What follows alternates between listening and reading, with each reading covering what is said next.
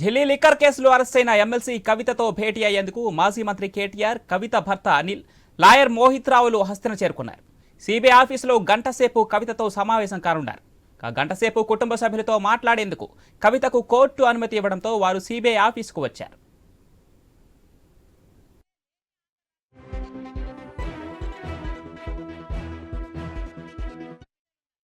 Delhi liquor కేసులో అరెస్టైన MLC కవితతో భేటీ అయ్యేందుకు మాజీ మంత్రి కేటీఆర్, అలాగే కవిత భర్త అనిల్, లాయర్ మోహిత్ రావులు హస్తిన చేరుకున్నారు. సిబిఐ ఆఫీసులో గంటసేపు కవితతో సమావేశం కానున్నారు.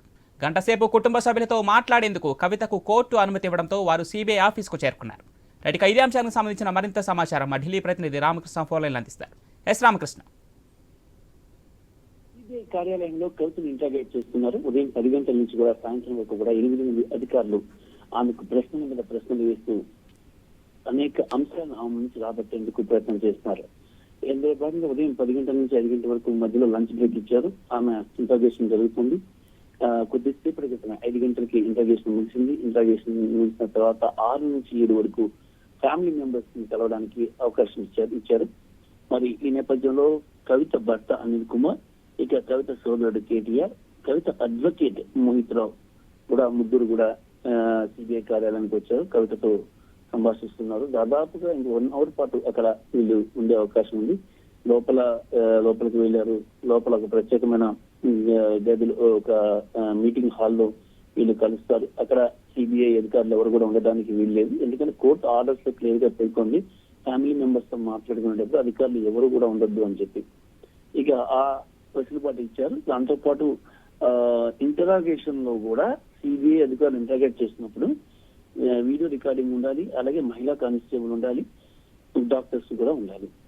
ఇలా పెట్టారు. ప్రతి 48 గంటలకి ఒకసారి ఆమెకు వైద్య పరీక్షలు నిర్వహించాలి, ఆమె హెల్త్ కి సంబంధించి అన్ని జాగ్రత్తలు తీసుకోవాలని కోర్టు చెప్పిన నేపథ్యంలో ఇక అన్ని రకాల జాగ్రత్తలు తీసుకుని సిబిఐ అధికారులు ఆమెను విచారిస్తున్నారు.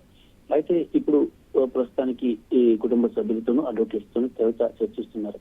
భవిష్యత్ ప్రణాళిక ఏంటి, ఎలా ఉంటుంది పరిస్థితి, ఏం చేయాలి, రేపు కోర్టుకి సబ్మిట్ చేస్తున్నారు. ఉదయం 11:30, 12 మధ్యలో కోర్టుకి తీసుకొస్తారు కవితని. ఎందుకంటే సిబిఐ కస్టడీ ముగుస్తుంది రేపటితో. రేపు తీసుకురావాలని కూడా రోజు కోర్టు జడ్జి ఆదేశించిన నేపథ్యంలో రేపు కోర్టుకు తీసుకువెళ్తారు. మరి కోర్టులో తర్వాత పరిస్థితి ఏంటి, కవితకు ఎన్ని రోజులు మళ్ళీ రిమాండ్ అడుగుతారా సిబిఐ అధికారులు, రిమాండ్కి అడిగితే ఇస్తారా కోర్టు, లేదంటే మళ్ళీ తిహార్ జైలుకి వెళ్ళారా, వెళ్ళి బెయిల్ పిటిషన్ ఫాలో చేసుకోవాలి. అంటే 16వ తేదీన బెయిల్ పిటిషన్ ఉంది ఈమె కవితకి సంబంధించి. ఆ పిటిషన్ లో ఎలాంటి నిర్ణయం వస్తుందని కూడా వేచి చూడాలి. మరి ఆ తర్వాత 20వ తారీఖున ఇంకొక బెయిల్ పిటిషన్, ఇంకొక పిటిషన్ ఉంది, కవిత పిటిషన్. మరి ఆ 2 పిటిషన్స్ ను కూడా ఆమె చూసుకోవాలి, వేరీ చేసుకోవాలి. దానికి సంబంధించి కూడా అడ్వకేట్స్ తో మాట్లాడటానికి ఈ రోజు మాట్లాడబోతున్నారు. ఆ అడ్వకేట్స్ తో మాట్లాడి దానికి సంబంధించిన అప్లికేషన్స్ కూడా ఫైల్ చేసే అవకాశం అయితే కనిపిస్తుంది. ఏదేమైనా సరే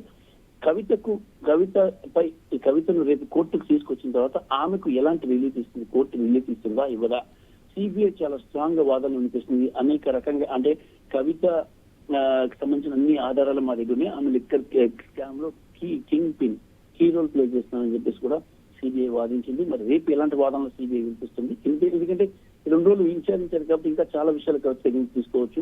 మరి ఈ అంశాలపై కూడా చర్చిస్తారు. మరి కవిత అప్రూవర్ గా మారాలని కూడా సిబిఐ పేర్కొంది. మరి అందుకు కవిత అంగీకరించారా లేదా, కవిత అప్రూవర్ గా మారిపోతారా, లేదంటే న్యాయ పోరాటం చేస్తారని కూడా వేచి చూడాలి. Right, thank you Ramakrishna. రావులు హస్తిన చేరుకున్నారు. సిబిఐ ఆఫీసులో గంటసేపు కవితతో సమావేశం కానున్నారు. గంటసేపు కుటుంబ సభ్యులతో మాట్లాడేందుకు కవితకు కోర్టు అనుమతి ఇవ్వడంతో వారు సిబిఐ ఆఫీసుకు వచ్చారు.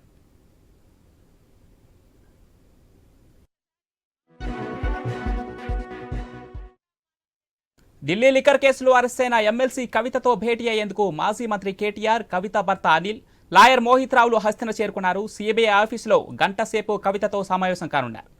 గంటసేపు కుటుంబ సభ్యులతో మాట్లాడేందుకు కవితకు కోర్టు అనుమతి ఇవ్వడంతో వారు సిబిఐ ఆఫీసుకు వచ్చారు.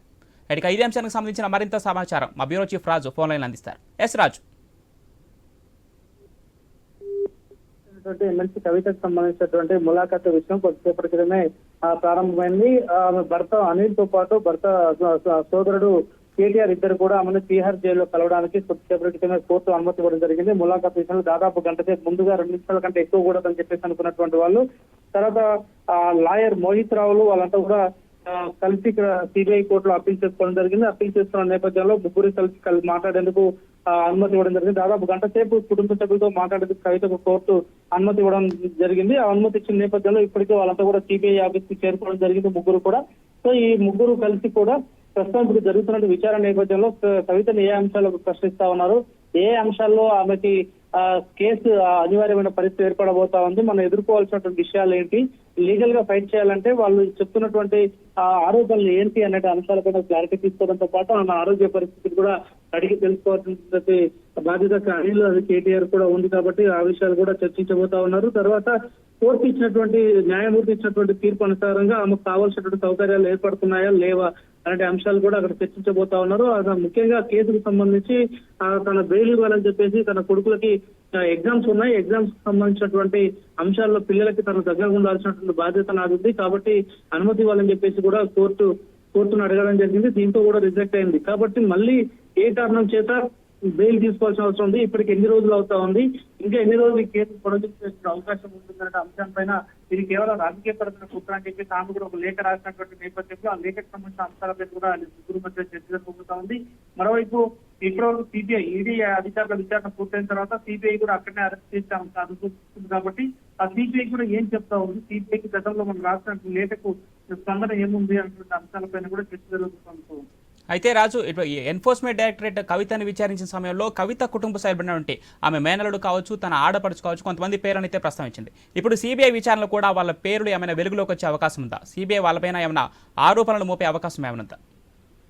సో ఆమెకు సంబంధించినటువంటి అంశాలపైన ఎవరైతే కుటుంబ సభ్యులే కాదు బంధువులు అదేవిధంగా ఇతర సన్నిహితుల పేర్లు కూడా చాలా సార్లు ప్రస్తావిస్తున్నటువంటి పరిస్థితి ఉందని చెప్పి మాకు స్పష్టమవుతా ఉంది. సో అయినప్పటికీ వాళ్ళందరికీ కూడా ఏ ప్రమేయం ఉంది, ఎంత మేర వాళ్ళ భాగస్వామ్యం ఉంటుంది మిస్టర్ మధ్య కేసులో ఇప్పటికే కేజ్రీవాల్ కూడా అరెస్ట్ చేయాల్సిన పరిస్థితి.